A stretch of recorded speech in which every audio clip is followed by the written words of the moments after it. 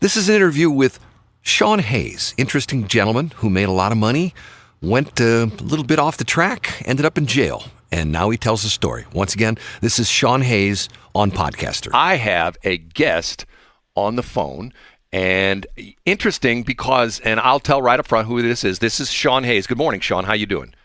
Good morning, Brad. Wonderful. Not the Shaun Hayes from the TV show, correct? Correct. No, I say ShaunHayes.com, who spells his name right, S-H-A-U-N. Right. Okay. Right off the get-go, you are, shall we say, a very controversial person. Would you deny or confirm that? I would confirm that and have been all my life. Have been all your life. You have a very interesting background. As a young man, you got into the banking business. What, at like 29? Well, I started out of college at 20, but on my own at 29. Yes, just like you, a guy who was very entrepreneurial. Well, I think you've done a lot better than I've done, but that's a whole other story. So at one point in time, your claim to fame was you took a relatively small bank. Which bank was that? Allegiant Bank. Allegiant Bank, which didn't even have offices in the St. Louis area. It was mainly down at Southeast Missouri? Wasn't that where it was? Well, no, we started in Northeast Missouri, and we ended up with 38 between the Arch and Warrenton and Hazelwood and DeSoto. And 38 branches? Yes, sir. And you sold that and made quite a bit of money. We did. We were very blessed. Okay. And that which at that point in time made you a multimillionaire? Is it safe to say that? Yes, I was very, very fortunate. Okay. But then things started to change for you. I got lost. You got lost. And what I want to say is how I met you, and you said that's been more than 10 years ago. What is it, like 12 years ago or something like that? Yeah, and I remember you even before that because as a young man, I still live on the radio. It's the first thing I did this morning was turn on the radio. And so I remember your reports and followed you. And then all of a sudden one day I found out you were in business for yourself. That's why I said you're an entrepreneur as well. Yes. And what's interesting is you contacted me, I guess on Monday, and essentially sent me a direct message. First there was a friend request on Facebook, and then you DM'd me and you told me you had a new book out. And I go, well, let me take a look. You sent me the press kit and I took a look at it and I go, hey, would you want to go on the air with me Wednesday morning at 7:30? And guess what? Here we are, right? And I thank you for having me. I really do. And quite honestly, I only reached out to people I knew because I've never done this before. And it was gracious of you to let me come on. Before I put you on the air, I asked you up front, and I just want to make sure that everybody knows this. I said, what's off limits? And you said? Nothing. Nothing. So, Shaun, and let me tell you the story, how I met you in person. A guy by the name of Richard Miller, who ultimately you went into business with his banks, I believe, Truman State Bank, called me up. Is that probably been like 12, 13 years ago? Yes, sir. And called me up and wanted to buy my radio stations. And at first, I thought he was kidding. I used to work for Richard Miller. Did I ever tell you the story of how I got fired by Richard Miller? No, but it'll be funny, I'm sure. I got fired on Christmas Day, 1980, by Richard Miller. Oh, my gosh.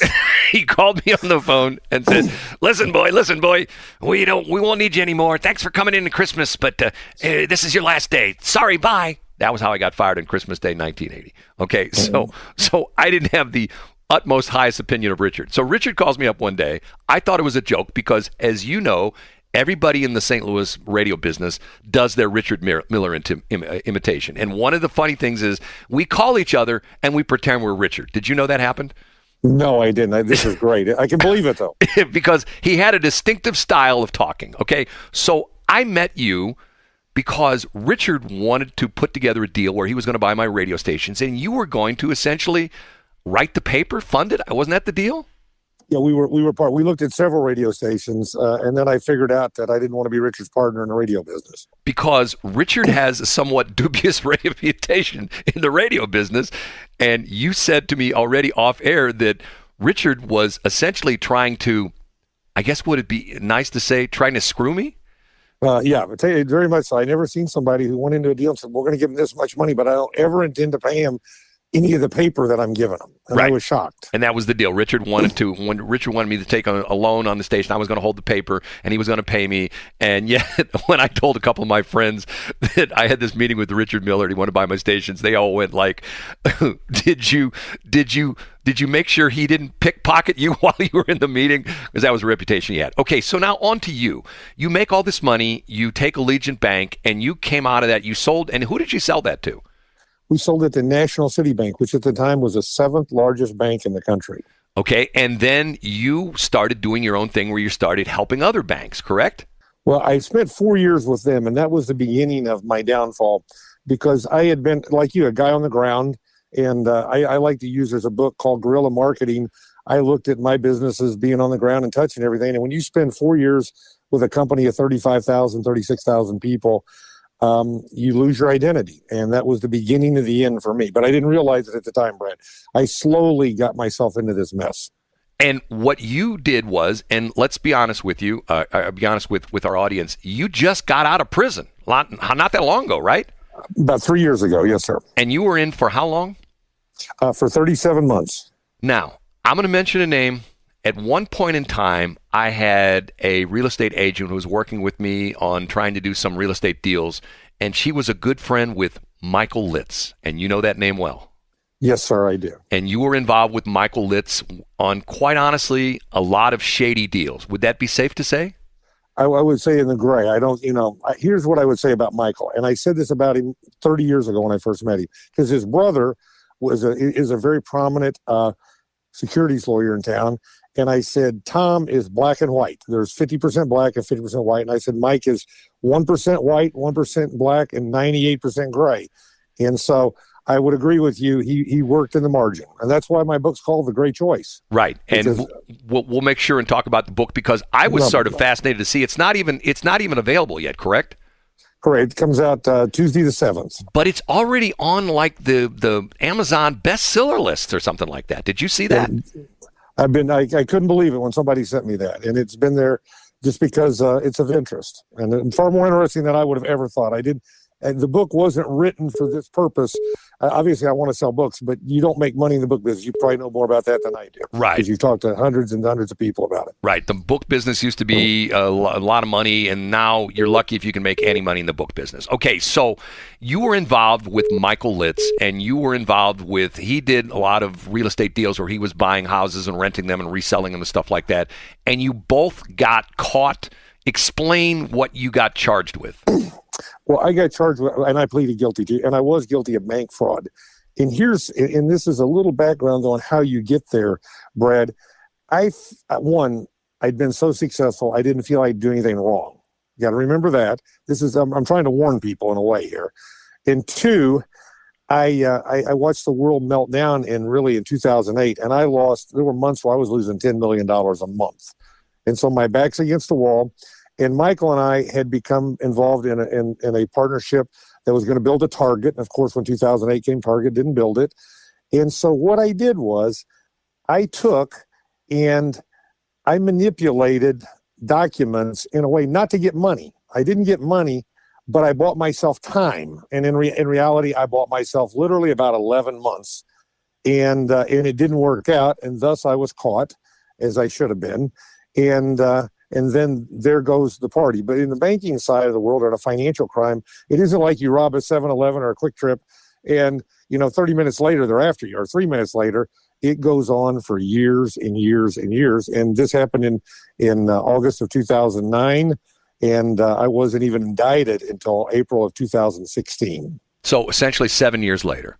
Yes, sir. Now, unfortunately, the story, you and Michael Litz were both, and did he plead guilty or did he try to go to a trial? I can't remember that. No, he pled guilty. What I tried to do, and this is an interesting thing, if you have a court of law thing, is my crime was so complicated. When I pled guilty, I had to actually explain it.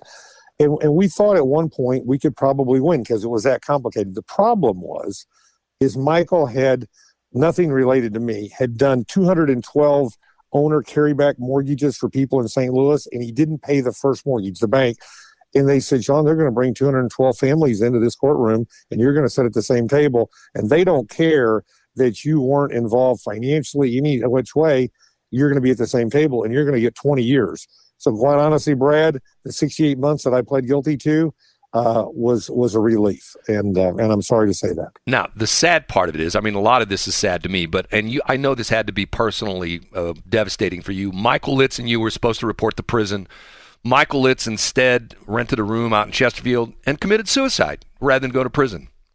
Yes, he did. And I will back up for a second and say and I say this in the book, I contemplated that in 2016 before I was indicted, because not only did you get fired on Christmas, I found out 1 week before Christmas in 15 I was going to get indicted. And the lawyer I met with, this is back to another thing that your listeners, when they hear things on the news, it's true. The lawyer said, well, we can really help here, but I want $250,000 to defend you. And at the time, I chose not to spend that. So money does matter. And Michael had good counsel, and he pled guilty, and he chose not to show up. I had a unique route, if you'll give me a minute here. By the time I got to prison, I started serving in April of 2017. By the time I got to prison and on the first day of summer of 18, I had spent almost 15 months in the Warren County Jail. And so when I got to where I went to prison, I was literally the only white-collar criminal who'd ever been handcuffed. I never went to court that I wasn't in shackles and handcuffed. And Michael never spent a day incarcerated and was never handcuffed, which is common with crimes like we committed. So I didn't have contact with him for a long time, because I would have told him it can always, as I say, something my dad always said, it can always be worse. But once I got there, and I'd been there for a long time, it isn't as bad as what I think he thought it might have been. So really very sad thing. You're right. The book you've come out with is called Gray Choice. And essentially you alluded to that with Michael, that there's black and there's white and there's gray. And you took the gray choice. They did. And I use the analogy. I owned a healthcare business after I was out of banking, after I committed the crime. And I had a friend who was a pilot. And we were down in Joplin one day. We were flying back to St. Louis, and we'd been flying for several weeks in a row. And he said, Shaun, will you take will you fly the plane? And I said, really, I don't want to, Rich. He goes, well, if something happened to me, you would need it. It was a very nice twin-engine plane. So I finally did, Brad. And, and you may know a lot more about flying than I do, I think, given your background. I don't know, 5 minutes later or so, he said, Shaun, I need to take over again. Maybe it was 10 minutes. And I was the most relieved man in the world. and I thought it was because, I was done. And he said, Shaun, he goes, I had to, because you were a little off course. And in a few minutes, they would have scrambled F-15s from Lambert, because we would have been over Fort Leonard, which is restricted airspace.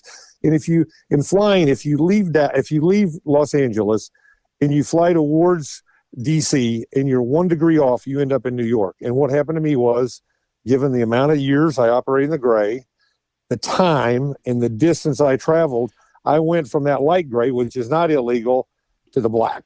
And of course I knew it by the time I got there, but it was so easy to flip that switch. Somebody asked me a few weeks ago, well, did you just wake up one day and say, I'm going to go from, being a good, honest citizen? I had a gaming license in 6 states, which is far harder than buying a bank. They look at everything you do, to committing a crime. And the answer is no. You take one step at a time.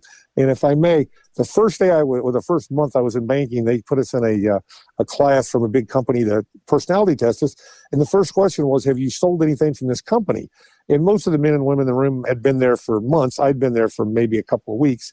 And I answered no. And then I asked the guy the question about, the gentleman administering the test, about this question. And he said, you have to answer yes. And of course I said, why? And he said, because at some point you will steal something. And when you think about that, Brad, it starts with a pen or a notepad.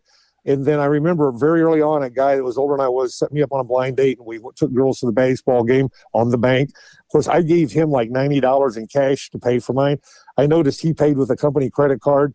And it's just that one step and that one step and that one step. And then one day I woke up and I'd done something horrible. And I paid a terrible price. So you've been out of jail for how long do you say again now? 3 years. Okay, the book. You come out with this book, and here's an interesting question. Are you familiar with what they call the Son of Sam law?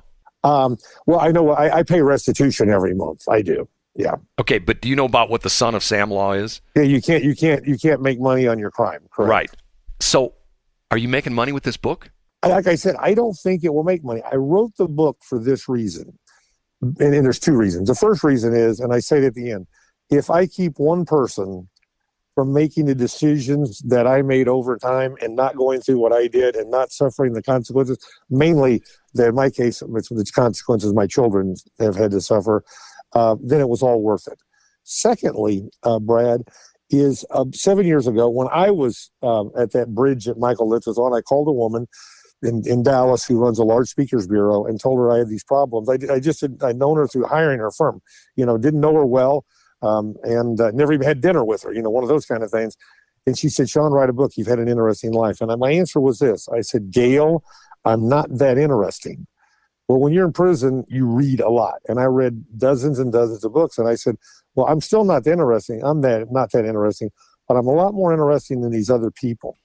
And so what the intent of the book is one, to help somebody, and two, you start talking to groups about it. So really it was to change to become a speaker and to have a speaking career. And that's what you're doing right now with me. Yes, sir. Except I'm not paying you.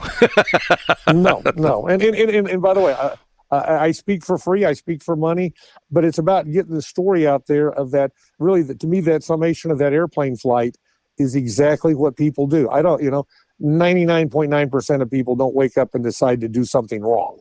There are people who do. They're wired that way. I totally believe it. But most people just get there one step at a time. I'm meeting in next week with a gentleman who's very famous, and Matt Damon played in the movie. And I think he's going to tell me the same story. I've only seen the movie. I'm getting ready to read his book, but I think he just got there one step at a time. And I don't want people to do that. It's the consequences. It's the law, as I call it, the law of unintended consequences. And I would have experienced that with Richard Miller. Had he done what he did, because, the more I got into it, I thought, he doesn't want to buy this. He wants to take advantage of someone. And even though I committed a crime by then, that isn't how I chose to do business. And the person the person he wanted to take advantage of was me, right? Exactly. And you were great. And you were gracious to forgive me for sitting in a meeting going, oh my God, he wants you to do that. So. Well, look, Shaun, I appreciate you reaching out for me. I'm a guy who, once again, has done things in my life that I'm not proud of. And I think everyone, if they really have that meeting with the man upstairs, everyone can say the same thing. One of my favorite things is let he was out, sins cast the first stone.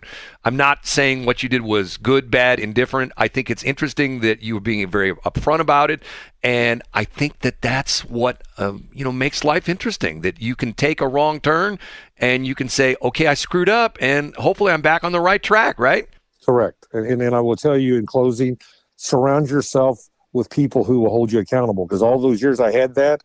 And then as I began to get lost, I didn't have anyone around me, and left to my own devices, I really screwed up. Shaun Hayes, and the book, and spelled, and this is your website as well, too, ShaunHayes. It's ShaunHayes.com. Did I get that correct? Yes, sir. And the book is on Amazon. You can pre-order it right now. It comes out, February 7th, I think you said? Yes, sir. Shaun, appreciate it. Thank you so much. Hey, Brad, thank you. Have a wonderful day. Bye-bye.